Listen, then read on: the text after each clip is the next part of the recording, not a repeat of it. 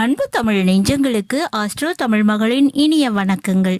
இன்றைய பதிவில் தேடினாலும் கிடைக்காது இன்பம், தேடாமலே வந்து சேரும் துன்பம்.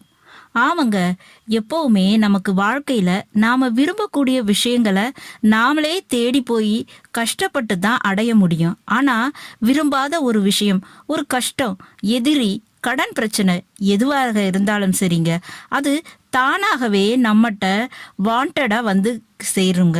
அப்ப கஷ்டம் மட்டுமே நம்மளை தேடி வரும். இஷ்டப்பட்ட விஷயத்த நாம தான் தேடி போய் பெறக்கூடிய ஒரு நிலையில இருக்கிறோங்க. எல்லாருக்குமே விதி இப்படித்தான் இருக்குது. அப்படிப்பட்ட இந்த நிலைப்பாட்டிலும் எதிரியும் யமனும் கண்டமும் உங்களை கண்டு அஞ்சி ஓடிட வேண்டும்னா நீங்க இந்த விஷயத்த கண்டிப்பாக செய்யணுங்க. எதிரியாகட்டும், கடனாகட்டும், வம்பு வழக்கு பிரச்சனையாகட்டும், ஆயுளை கெடுக்கக்கூடிய கண்டம், அப்படிப்பட்ட பிரச்சனை இருந்தாலும் சரிங்க, சில வழிமுறைகளை பின்பற்றினால், சில விஷயங்களை நீங்க செய்யும் போது நிச்சயமா அதிலிருந்து உங்களை நீங்க காப்பாத்திக்க முடியும். எப்படிப்பட்ட விஷயம், அது எப்படி செய்யணும்? இன்றைக்கு கன்னி ராசியில பிறந்தவங்களுக்கு இந்த எதிரி, யமன், கண்டம், இந்த பிரச்சனைகள்ல இருந்து தீர்வதற்குரிய வழிமுறையை தான் சொல்ல போறேன். பதிவினை முழுமையாக பாருங்க. பதிவு பிடிச்சிருந்தா லைக் பண்ணி, கமெண்ட் பண்ணி, மற்ற நண்பர்கள், உறவினர்கள் பயன்பெற அவங்களுக்கும் ஷேர் பண்ண மறந்துடாதீங்க. இதுவரை நம்முடைய ஆஸ்ட்ரோ தமிழ் மகள் சேனலை சப்ஸ்கிரைப் பண்ணாத நண்பர்கள் சப்ஸ்கிரைப் பண்ணி, கூடவே தெரியுற பெல் ஐகானை கிளிக் பண்ணி ஆல் ஆப்ஷன்ஸும் செலக்ட் பண்ணி வச்சுக்கோங்க. கன்னி ராசியில பிறந்த நண்பர்களே, முதல்ல உங்களுடைய ராசி அதிபதி புதன் பகவான்க.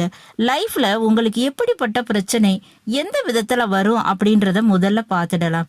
கன்னி ராசியை பொறுத்தவரை காதல், திருமண வாழ்க்கை மற்றும் இந்த 2 வீலர் வண்டி வாகனம், கண் சம்பந்தமான பிரச்சனைகள் மற்றும் இந்த தந்தை வழியில விரைய செலவுகள், அரசு மூலமாக சில தொந்தரவுகள், பிரச்சனைகள், எதிர்பாராத கடன் பிரச்சனை, இவையெல்லாம் உங்களை தேடி வரக்கூடிய பிரச்சனைகள். இன்னும் சொல்ல போனா மிக எளிதாக நடக்கக்கூடிய விஷயங்களாக இந்த விஷயங்கள் இருக்குங்க. அப்படிப்பட்ட விஷயம் விலகிட வேண்டும். நீங்க அதுக்கு என்ன செய்யணும்? தினமும் காலையில செய்யக்கூடிய விஷயங்க, அதன் மூலமாக அதனை தீர்த்துக்க முடியும். அது என்னன்னு பார்த்துடலாம். முதல் கோணல் முற்றிலும் கோணல்னு சொல்லுவாங்க. அதாவது ஒரு விஷயத்தை எப்படி தொடங்குறோமோ அதனுடைய முடிவு அப்படித்தான் இருக்கும். அப்ப கன்னி ராசியில பிறந்த நீங்க காலையில எந்திரிக்கும் போது கையில ஒரு வெள்ளி பொருளினை பார்த்து கண் விழித்து எழுவது மிகப்பெரிய நன்மையை தருங்க. அதன் மூலமாக கடன் பிரச்சனை தீரும், இழந்த செல்வத்தினை மீட்டெடுக்க முடியும், திருமண வாழ்க்கை சிறப்பாக இருக்கும், காதல்ல இருக்கக்கூடிய பிரச்சனைகள் சரியாகும்.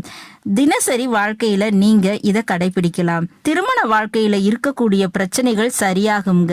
இது முதல் விஷயம்ங்க. அடுத்ததா என்னன்னா ஏலக்காய், அத கையில வச்சுக்கிட்டு அதுல கண் விழித்தால் உங்களுக்கு இழந்த கௌரவம், உங்க மீது சுமத்தப்பட்ட பழிச்சொல் நீங்கிறது, அவமானம் நீங்குவது, தேவையில்லாத வழக்கு பிரச்சனைகள் இவை எல்லாமே ஓடி போயிடும், விலகி ஓடிடும். அடுத்தபடியாக லக்ஷ்மி நரசிம்மர், இவருடைய படத்தில் கண் விழித்து பார்த்து காலையில அவரை வணங்கி நாளை தொடங்குனா உங்களுக்கு எப்பேற்பட்ட யமபயமும் நீங்கி போயிடுங்க.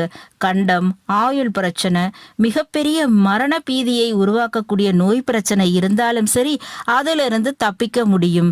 யமனும் கூட அஞ்சு ஓடி விடுவாங்க. இந்த 3 விஷயத்துல ஏதாவது ஒன்ன கூட நீங்க ஃபாலோ பண்ணலாம். உங்களுடைய தேவைக்கு ஏத்த மாதிரி அந்த விஷயத்த நீங்க செஞ்சுக்கிடலாங்க. நிச்சயமாக பலன்கிறது உண்டுங்க. இது அனுபவ ரீதியாக கண்ட உண்மை. வாழ்க்கையில நீங்க இன்னும் மென்மேலும் உயரணும் அப்படின்னா தெய்வ வழிபாடு நிச்சயமா பண்ணணும். அதிலும் குறிப்பாக குலதெய்வ வழிபாடு செய்யுங்க.